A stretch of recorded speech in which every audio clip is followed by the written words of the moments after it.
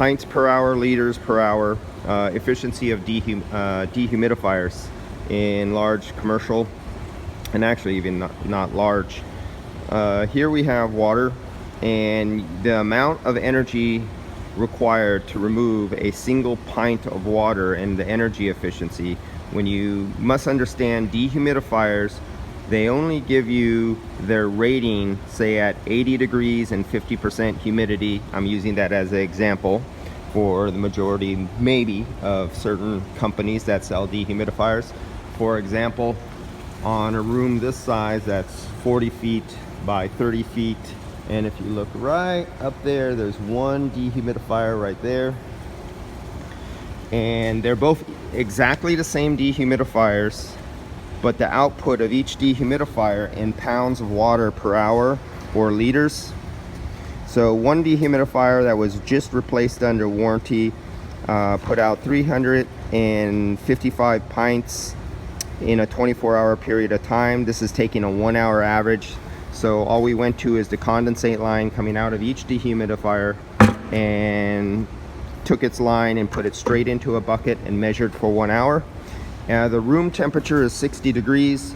The humidity is 72% humidity at 60 degrees.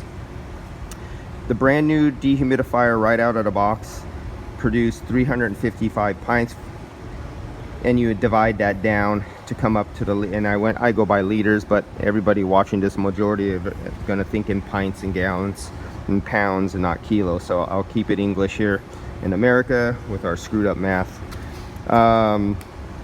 So the other one that's a couple months old, that one is producing 177 pints of water. Now the reason this dehumidifier had to be replaced is because it had a leak, and so they just replaced it under warranty. We just put it up yesterday, so I'm taking an efficiency test. They're both in the exact same room, running at the exact same, everything is exactly the same. They're mirror images of each other, but yet we have this discrepancy. So for every liter, it takes so many watts of power, and you're charged so much, you know, it takes money to do water removal. And dehumidifiers, the majority of those that are sold on the market, were never meant to run under low conditions, ambient conditions, say 60 degrees, 50 some degrees.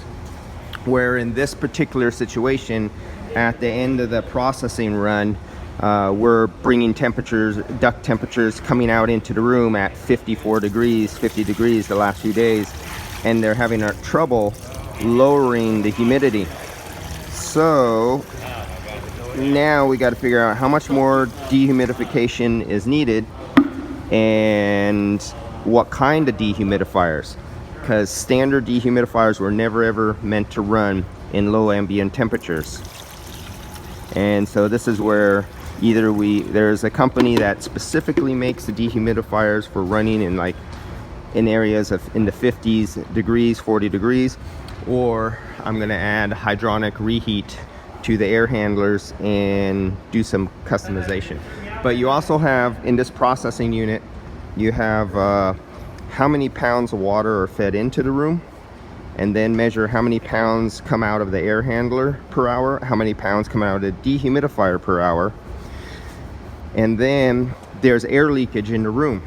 So if you know exactly how many pounds your feed water is per hour, and then you can tell what the respiration is from your byproduct, from your processing, the respiration, you can figure out how many pounds extra there is that you measure coming out. You can figure out the leak rate of your room, because if your room leaks water, there's leaks, all that whole wall there has seams in it about every 3-4 feet, and if you see those seams, when you're positive or negative, air is either being pushed out of those seams that you see in the wall or sucked in. Every protrusion in the wall through water or electrical is a leak, and even your air handlers have leaks. And this will add, if the outer humidity and the ambient humidity is high, it gets sucked into the room, or through processing, looking right at the air handlers, right where you see the air handlers, Water gets through all the little seams and cracks in production, how all that sheet metal is put together in that air handler, will get sucked into there. And then what you'll do is you'll come up with a higher number of pounds per hour of water coming out of all your condensate when you add it up, and your production process puts in so many pounds per hour, and the respiration and everything doesn't add up, it adds up higher. Well, you can't get something out of nothing. So where are those extra pounds per hour coming from? And they're coming from stuff like this. All these seams, these literally suck in air or blow out air depending on how your system is set up, adding more humidity, and on top of that, dust, viruses, bacteria, mold spores. To eliminate that, it has to be perfect thing. And you're paying, your energy bill is going higher because you're paying to dehumidify Mother Nature, or you're paying to heat Mother Nature, or you're paying to cool Mother Nature, depending on your ambient conditions and what part of the country you're in.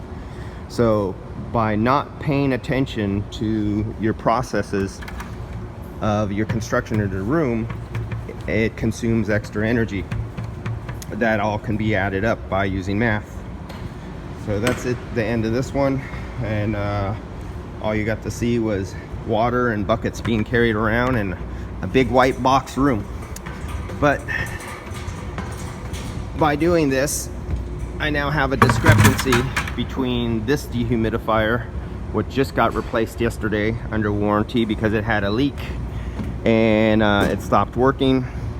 This other dehumidifier that had a blowout on a relay that burnt out the contactor, and